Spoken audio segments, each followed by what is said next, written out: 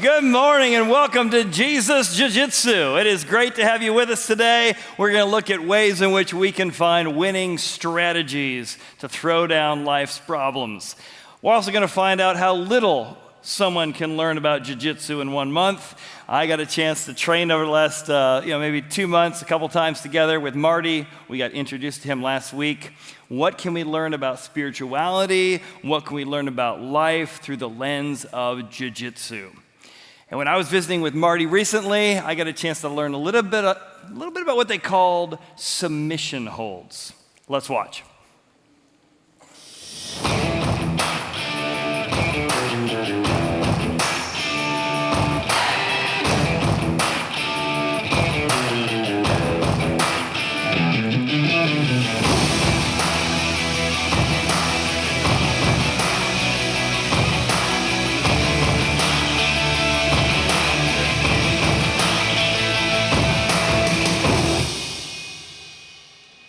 We are back in the Jiu-Jitsu gym, and we're learning a little bit about how Jiu-Jitsu, spirituality, and Jesus have a lot in common. In fact, Jesus talks about humbling yourself to be exalted, and you've mentioned in Jiu-Jitsu that often it's the opponent who feels dominant is quickly put into a submission hold by the person who looks less dominant, right? That's how Jiu-Jitsu works. Right, yeah. right. And proficient practitioners of the art, they're more comfortable on their back at times than, say, on your feet. However, most confrontations start on the feet. Sure. And so space and distance have a lot to do with what I'm going to do. Sure. The more space I have, the more options I have. the less space, the less options. Yeah, so if we're this close to each other, Something as simple as a lapel grab. Yeah. The first thing I want to do is distract you from what I'm doing, which would be something as simple as a palm to the face. Yeah. And come and grab your arm. Gotcha. Oh, wow. Take you down. All right. Another option would be something as simple as a wrist grab. If you grab my wrist, okay, again, I want to distract you, but as I do, Oh, man, good, yeah. Well, that bone doesn't bend that And it way, does does not it? bend Yeah, that way at all. you got total leverage over me. All right, so let me try. So yes, sir. So, again, you want to distract me from what you're Something doing. here. Yes, punch up. Gotcha. Wow, just all that leverage is right there. All right, so And if you notice, it's one kind of you don't have to fluid exert movement. a lot of force. Yeah, I saw that, to yeah. send me flying. Yeah, despite our weight differences or Absolutely. muscle differences, whatever. Absolutely. Yeah, okay. And the other was that wrist grab. If I was to grab your wrist, So I'm going to distract you here, and I'm leveraging down on that arm. Yes. Oh, gotcha. Yeah. So it's not even like the joint. You're actually pushing on the actual bone itself. the bone back here. itself, right? Where it doesn't bend, like you said. Yeah. Now Jesus also, again, sometimes he seemingly lets people get him in a position. They feel like they got him. There's no way out of this. And you've mentioned that often on your back is the best place to nullify your opponents. Totally nullify them.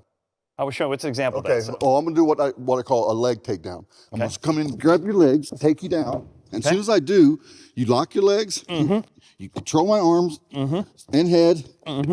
Gotcha. Now I tap because of all the pressure you put on my elbow. Yeah, I could break your arm, your left arm, just with that Yes, sir. pressure Yes, while sir. I'm holding your head down and I'm protecting myself from your Yes, hits sir. from the right. Yes. Wow. Totally nullified what I was trying to do. Yeah, and so I looked like I was in a place of weakness, but actually I had complete control. Wow. You were definitely controlling me, man. Well, again, we're going to find today in Jesus Jiu Jitsu that really the place of humility can often be the place of exaltation. Yes, sir. And after all the throwing around we've done today, I'm not sure I was quite made for this.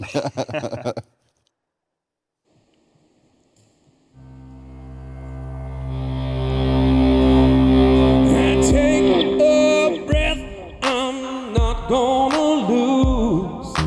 This is what I came here to do. I walk that way, I take that step. I won't look down, got no regrets.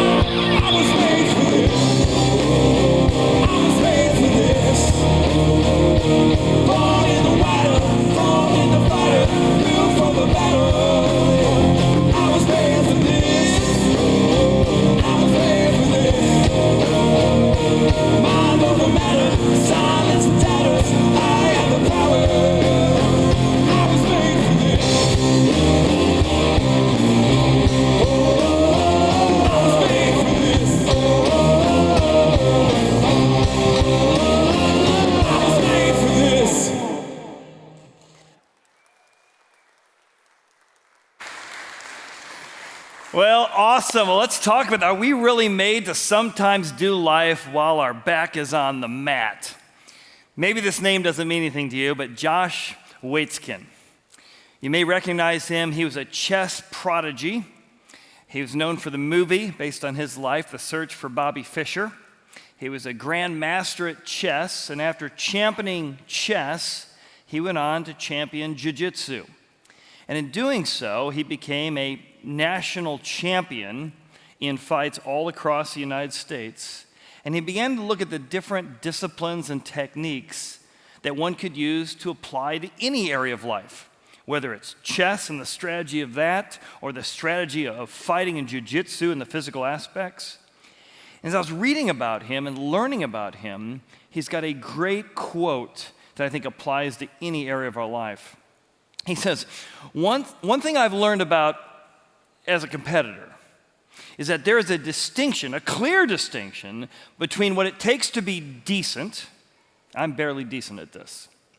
2, what it takes to be good, what it takes to be great, and what it takes to be among the best. And as he achieved and accomplished in his life, one day he was asked by a news reporter, what's the most important thing you've learned in jiu-jitsu that's made you the champion you are today? He said, without a doubt, it's a humiliating loss early in my career. That's the most important thing? He says, without a doubt. I was thrown on my back, and I got humiliated. And like, well, why was that? And here's the quote he said. He said, here's what he learned. The moment we believe that success is determined by an ingrained level of ability, I'm just special, I just got it, I'm just born with it. Not things you have to learn, not things you have to work at, not things you have to incorporate. If you just think you got it, hey, I'm a chess master, of course I'm gonna win. Hey, I've won a few matches, I'm good at this, I got natural ability. The minute you think that your strengths come from an ingrained ability, you will be brittle in the face of adversity. Because however special you think you are, life will hit you in the face. There's a researcher that was studying his perspective, and they talked about the difference between a growth mindset and a fixed mindset. A fixed mindset says, listen, I have what I have and no more. I'm up against whatever I'm up, and I can't do anything about it. The fixed mindset. And the fixed mindset always sees energy as negative. I got to put more energy into this. Oh, I can't believe I have to do this. Oh, I can't believe how hard this is. A growth mindset always sees energy as positive. Yep, I got some skills, I got some talents, but I'm going to grow by putting more energy in. And to put more energy into this to be the best will help me grow. It's a positive mindset. And what we're going to find is that positive mindset, the ability to grow through whatever you're facing, whatever obstacles are around you, is what can make you a winner for life. And the masters know how to fight with their back on the mat. They fight on their backs. And as Marty showed you, you come at a master, you try and grab their feet from underneath them, you push them down. I mean, they're like ready to go. I mean, they are ready for that. In fact, they have got so many strategies on their back, they can't wait for you to put them on their back. And Jesus, we're going to see he is a master at besting the best around him. We're going to see in one chapter today, in one incident, he's got on this side, the Romans are about to kill him if he says something wrong. Over here is a crowd that is going to turn against him if he says the wrong thing. He's got 4 groups about to ambush him. The Herodians, the Sadducees, the Pharisees, and the scribes. And these are the best of the best. The best political elites. I know it sounds like an oxymoron, but they were. The best business people of the day, the best intellectuals of the day, and the best lawyers of the day. They're all coming at Jesus at one time. You talk about being potentially overwhelmed. And Jesus is going to use 3 jiu-jitsu techniques that he just masters to best the best of his opponents. So what are those 3, and how can we apply them to our life? Well, number 1, the first jiu-jitsu technique is on your back can be the best place to fight if you're prepared. And like I said, I don't pretend to even be a novice at this, but what I've been learning, and what you saw in that video earlier, is that when I got my feet swooped up and I'm on my back, when Marty comes in to grab me, he told me to slide my arm up past his elbow. So now my elbow is right here on him. So when I start pushing my arm across his chest, I am basically turned this arm into a crowbar, and I'm basically crowbarring this part of his arm, and he suddenly has to tap out or I'm going to break his arm. A second ago, it looks like he's dominating me. Imagine you get thrown on your back. Your instinct is, hold your breath. Oh my goodness, they're going to kill me. But what if when you got on your back, you went, oh, I know 100 things to do. I can't wait for you to get me on my back. You think you're going to dominate me? Grab the arm, grab your chest down. Now you can't move. I got this arm caught. I got your head down. I'm going to break this arm if you don't stop. You can fight on your back. It can be the best place to fight if you're prepared. So as Jesus is in this encounter, the first group to come after him are called the Herodians. Now the Herodians is because there was a king in those days named Herod. And this group had kind of taken religion and politics and blended them together. I know our culture doesn't do that, but imagine blending religion and politics. So they actually called their religion the Herodians because they followed Herod. And they've decided they have got a master trap to not only put Jesus on his heels, but to get him slaughtered. So here's what they do. They actually decide to ask him about taxes. Now, if he says no to taxes, the Romans are going to kill him for not supporting the government. If he says yes to taxes, the people are going to kill him because they hate the taxes that the Romans are imposing upon them. So they have got this master. They've been thinking about this attack. They've been thinking about how to put Jesus on the spot in public, in an environment that he's going to get killed one way or another. There's no way out. And what is amazing is the mindfulness Jesus has. He doesn't seem stressed. He doesn't seem to be on his heels at all. They throw him seemingly on his back, and he is like prepared for this. He is like ready to go. There's no anxiety, no hippocampus going on. Reminds me, a buddy of mine was training with Navy SEALs and other military. And he said, one of the things that we teach is that right before you go in for an attack, you reviewed your tactics, you've gone over the plan, you know who the bad guys are. But just before the moment that you're about to go in, your adrenaline starts pumping, right? Because you know what's about to happen. And your mind starts racing and your heart starts pounding. And at that moment, when everything about your body is going fast, fast, fast, fast, you've got to go slow. Slow down your heartbeat. Slow down your mindset, because you want to engage the upper part of your brain, the rational part of your brain, not the hippocampus reactive side of your brain. So you're actually taking your mind to engage your body. As one writer said, slow is smooth, but smooth is fast. You want to be mindful enough that you are choosing what you're doing, not reacting to what you're doing. And Jesus is amazing at this. So the Herodians got him trapped between the crowd and the Romans. And they know this is the end of Jesus. They've been working on this attack for a while. So Jesus, should we pay taxes? Jesus says, well, tell you what, give me one of those coins. He looks at the coin. Like, what's he going to do? He's going to get killed by the crowd of the Romans. He said, whose image is on this thing? And of course, like all governments, they put the faces of the leaders. This guy Caesar had his own face on that. So Jesus says, whose face is on this? Caesar's. Well, why don't you give Caesar back what's Caesar's? But why don't you give God back what's God's?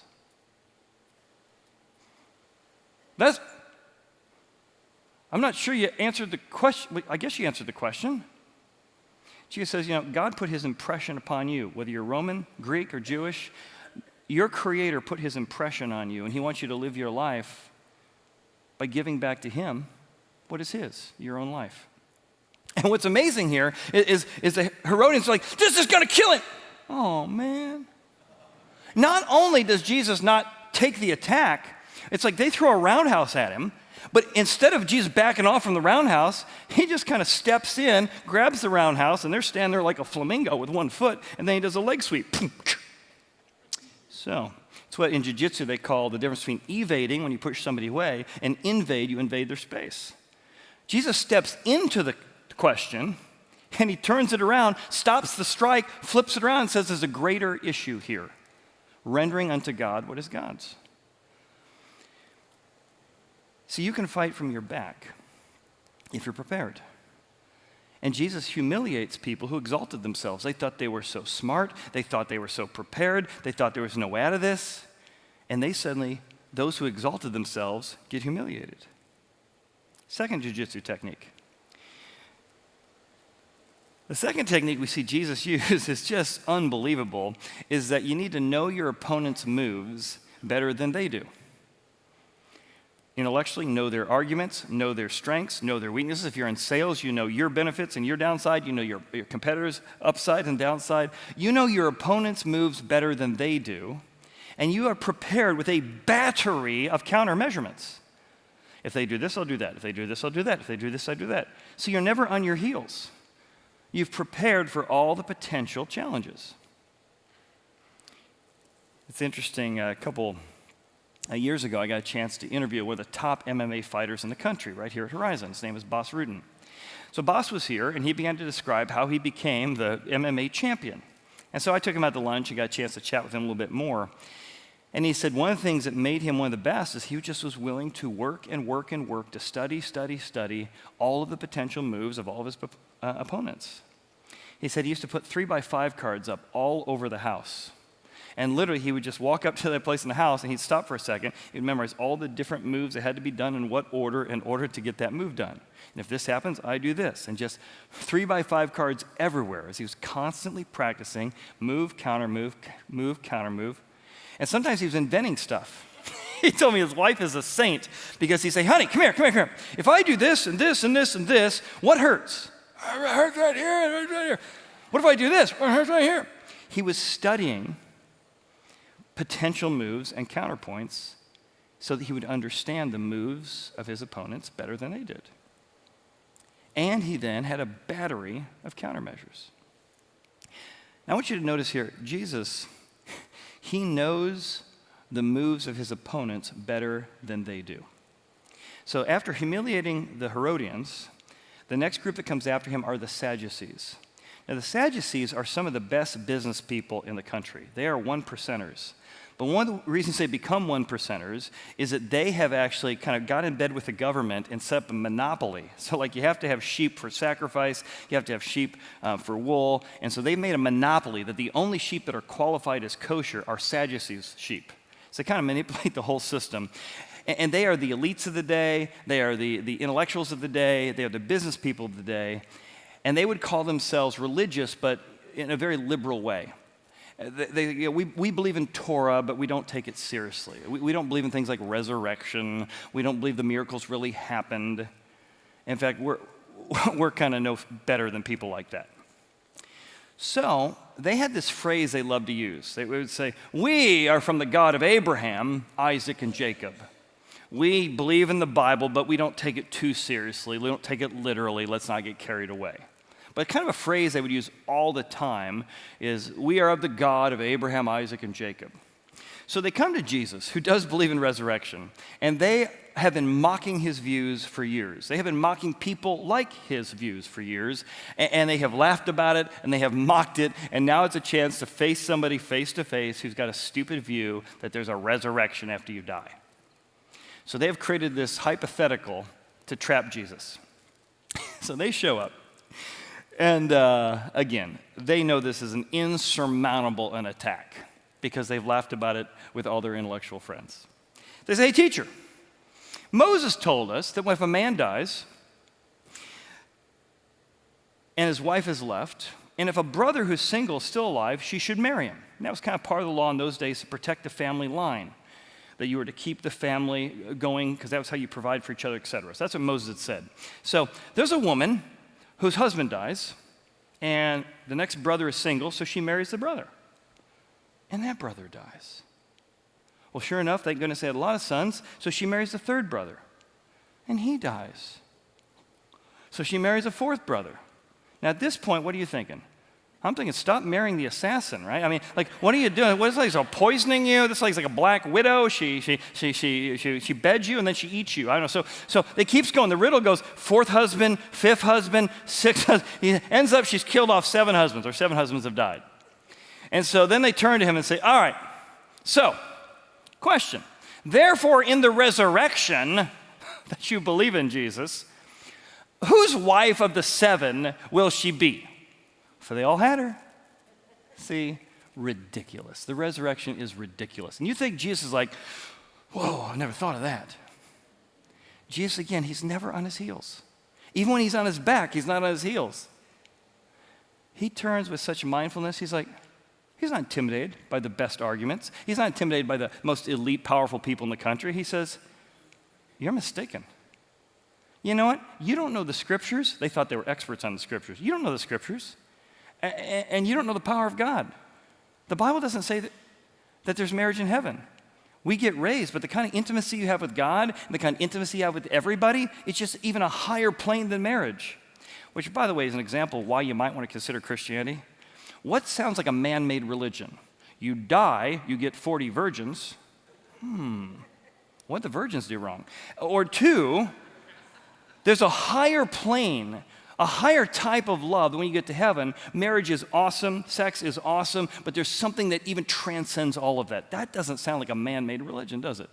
So Jesus says, you don't know what you're talking about.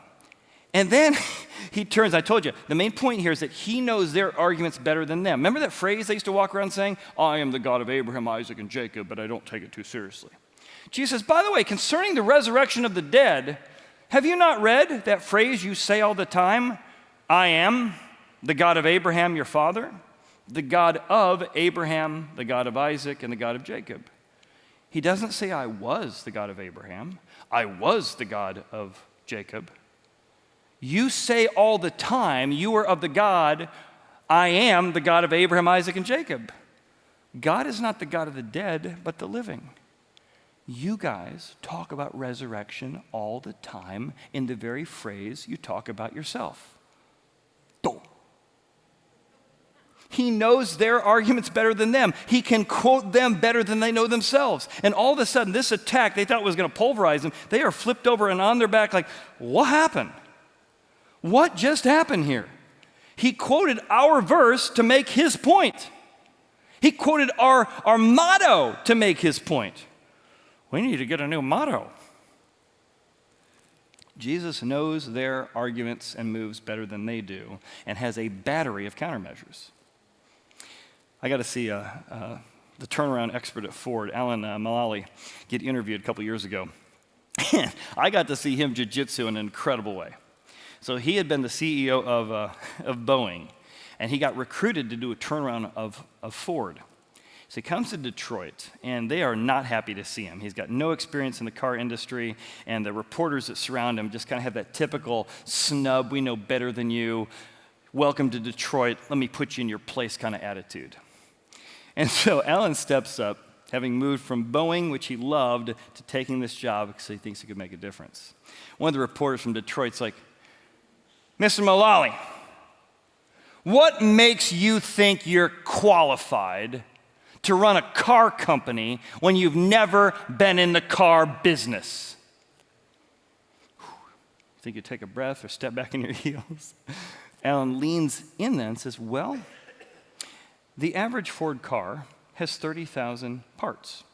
He knows their arguments better than they do. The average Boeing that I've been working with for the last couple decades has 6 million parts. And that thing's got to stay in the air. News reporter's like, okay, thank you very much. I mean, he went from thinking he had him to like, oh, okay, you can shove off. Just jiu-jitsu'd that thing and shut him down. I know how much parts it takes to make a car, and what I've done is far more complicated. I'm going to translate this over. He did this incredible turnaround.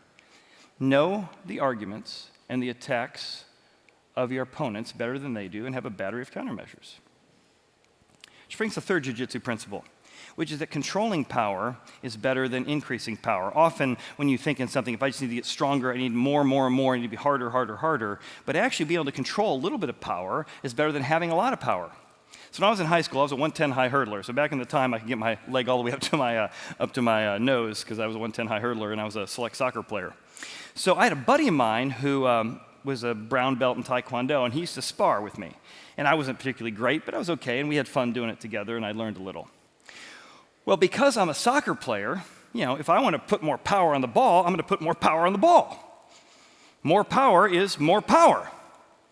And so when we would spar, he had the ability to, have power, but it was very controlled, so he could get close to me but not actually damage me.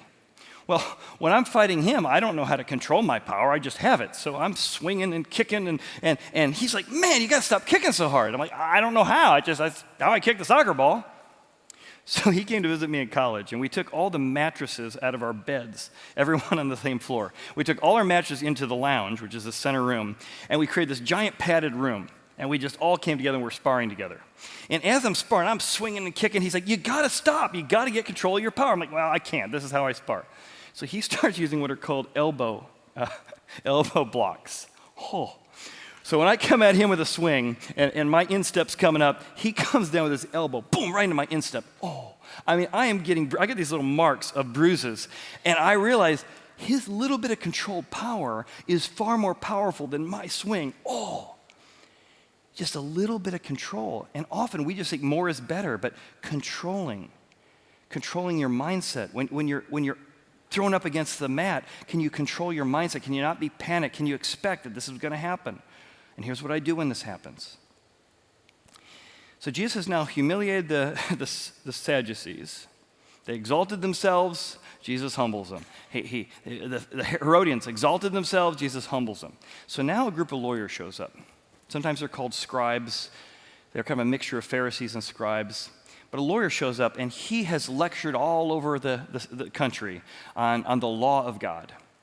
And he is an expert's expert on the subject. And he knows he's going to humiliate Jesus in front of everybody. He is the expert here.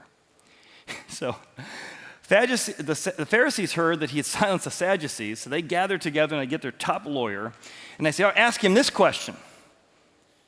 So they test him, saying, hey, teacher, of all the commandments in the Bible, think of all the commandments in the Bible, the 10 commandments and 618 other commandments and then all the other things that are written, what's the greatest commandment in the law?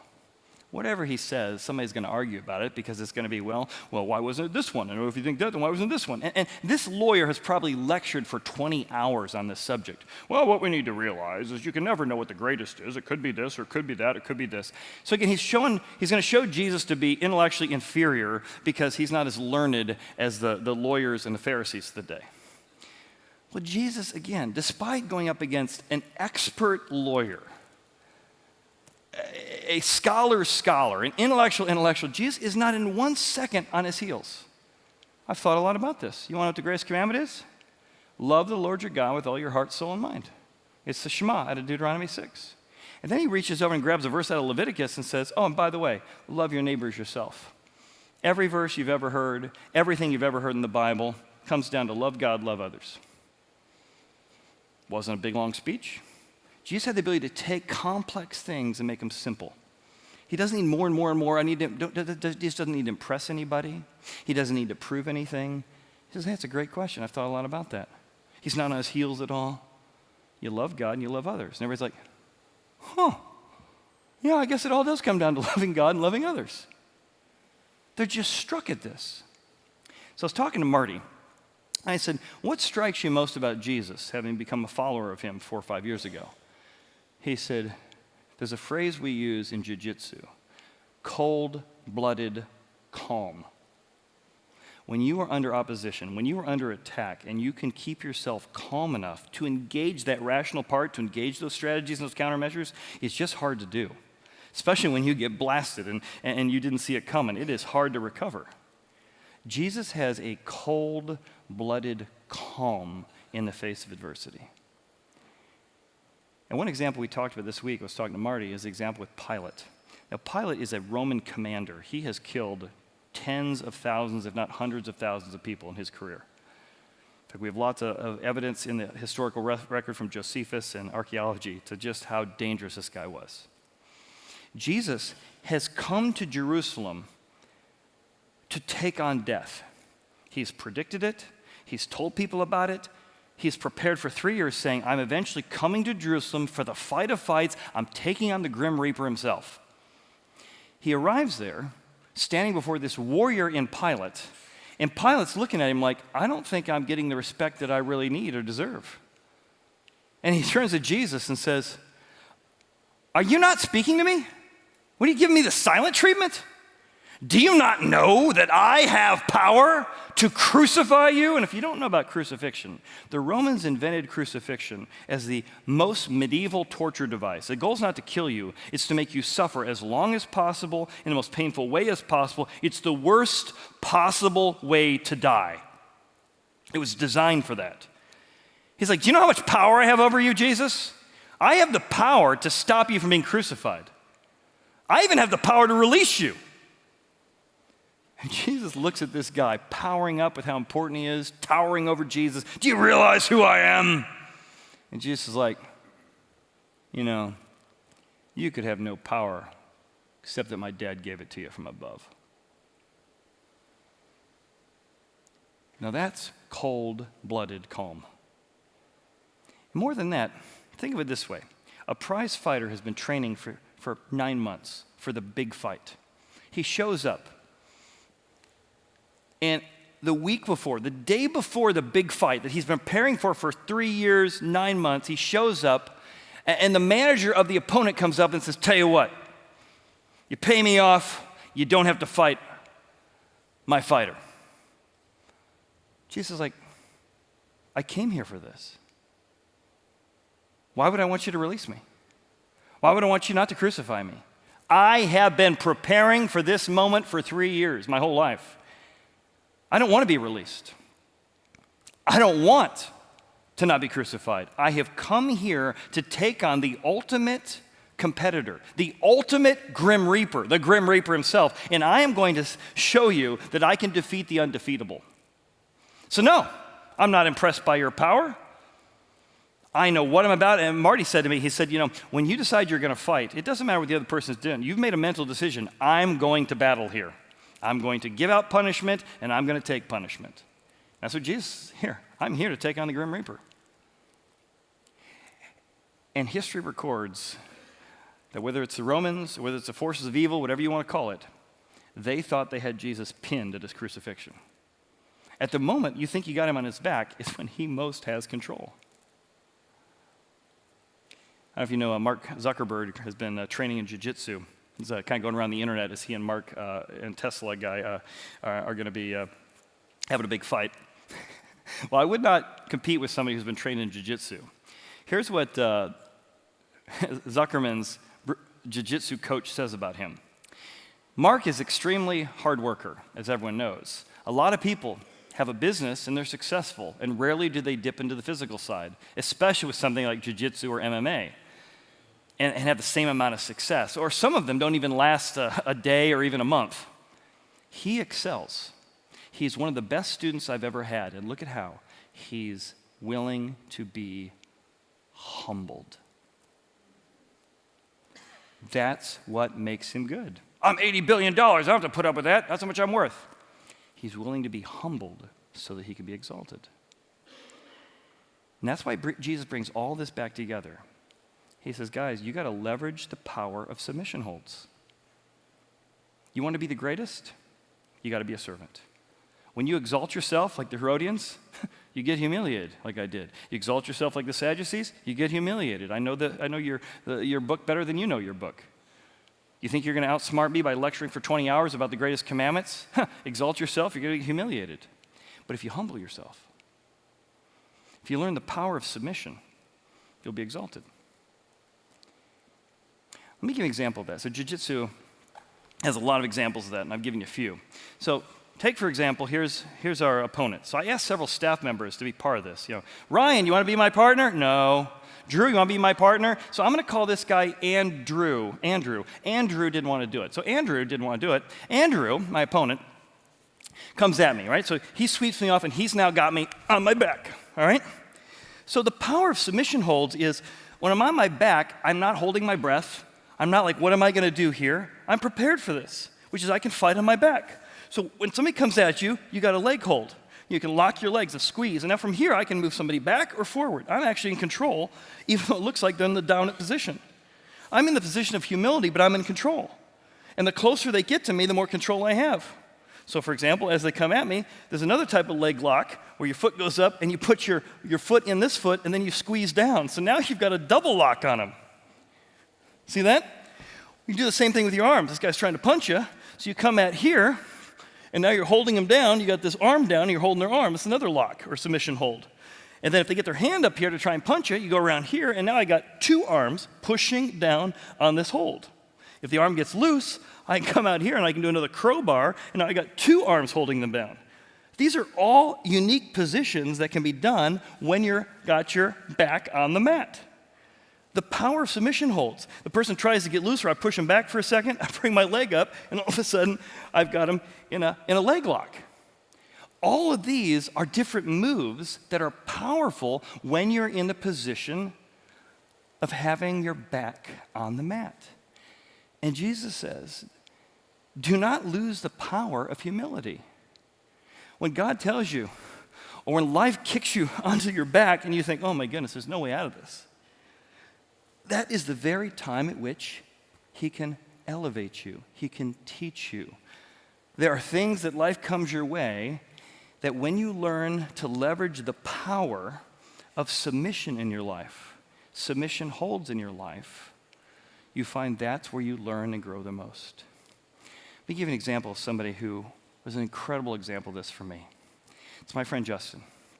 Justin, he's been coming here for many years. In fact, his family started attending because they saw our building.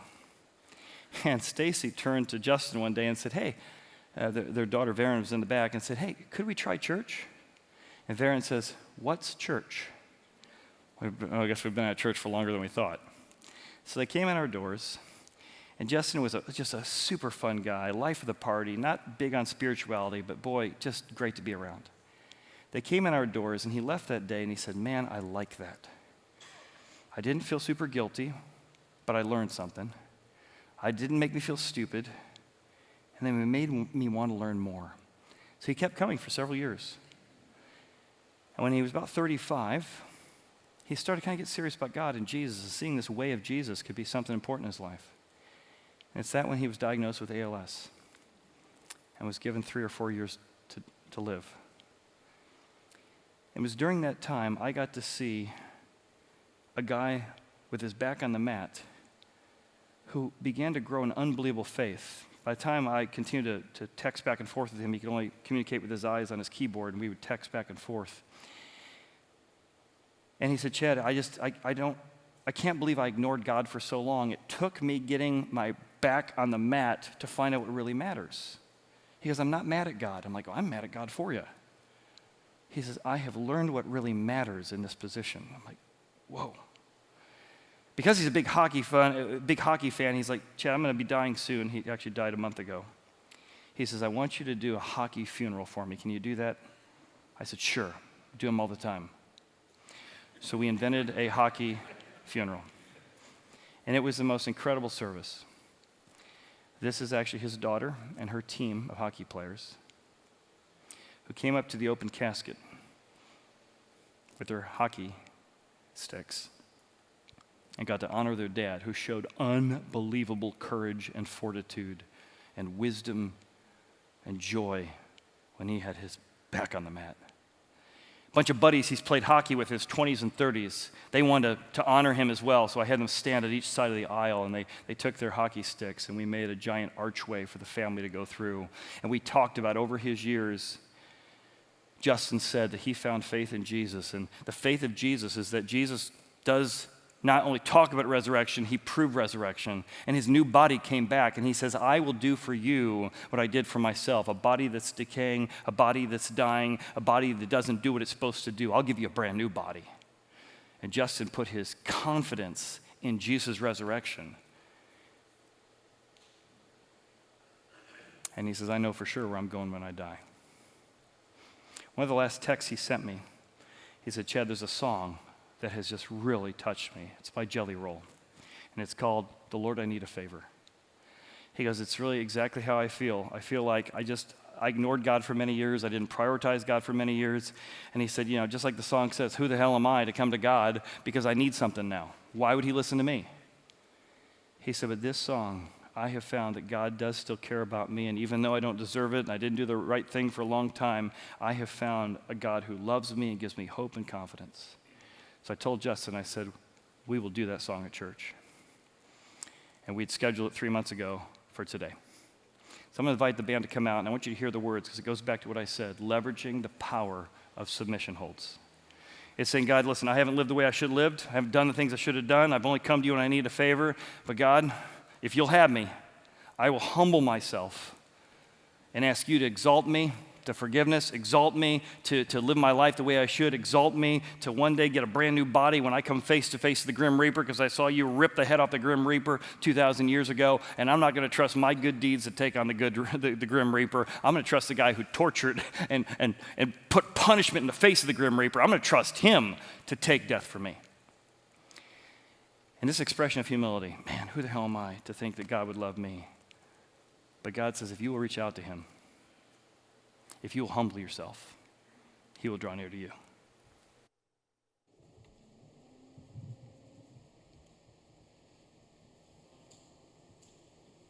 I only talk to God when I need a favor, and I only pray when I ain't got a prayer. So who the hell am I to expect a savior? Oh, if I only talk to God when I need a favor, and I know amazing grace, but I ain't been living in words. Swear I spend most Sundays out drunk in a happy church, hardcover King James, so we've been saving grace by the nightstand. And I don't know what to say by the time I fold my hands. I only talk to God when I need a favor, and I only pray when I ain't got a prayer. So who the hell am I to expect a savior? Oh, if I only talk to God when I need a favor, God, I need a favor.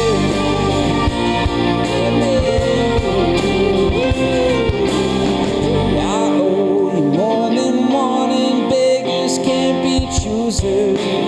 But I pray for all I've done, just please don't let me lose her. I only talk to God when I need a favor, and I only pray when I ain't got a prayer. So who the hell am I to expect a savior? Oh, if I only talk to God when I need a favor, God, I need a favor.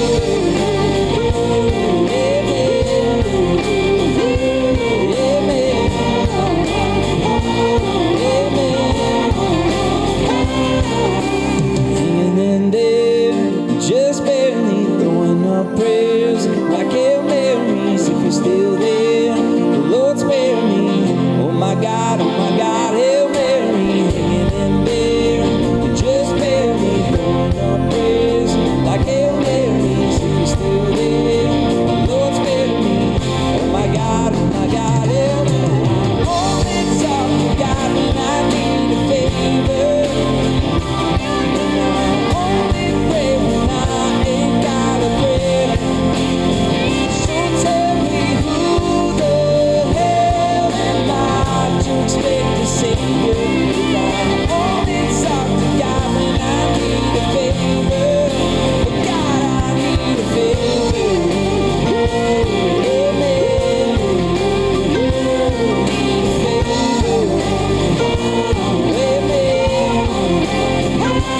Amen.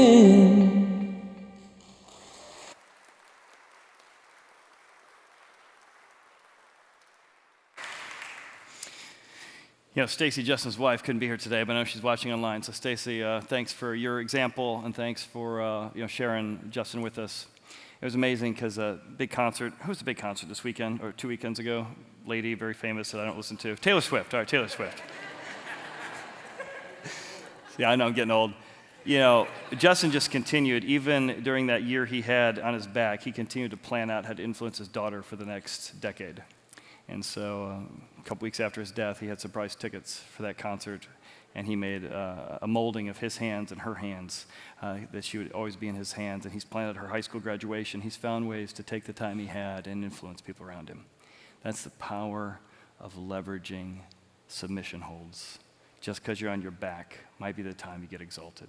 Thanks for being here. Two things I want to remind you about. If you want to get connected around here, we have a group of women who are going to be looking at an incredible piece of art called Captivated. Chance to see some great art, but mostly meet some people at the church, kind of have a little bit more connection besides this big room. 3 of those coming up, July, August, and September. Also, 2 weeks from now, right after the 8:30 service and right after the 9:45 service, so show up just a little before this, there's a Coffee and Connect up in our atrium area up there when you come into the right. Great chance to connect with people. Help us know how we can serve you. Thanks for being here. See you next week for Jesus Jiu Jitsu.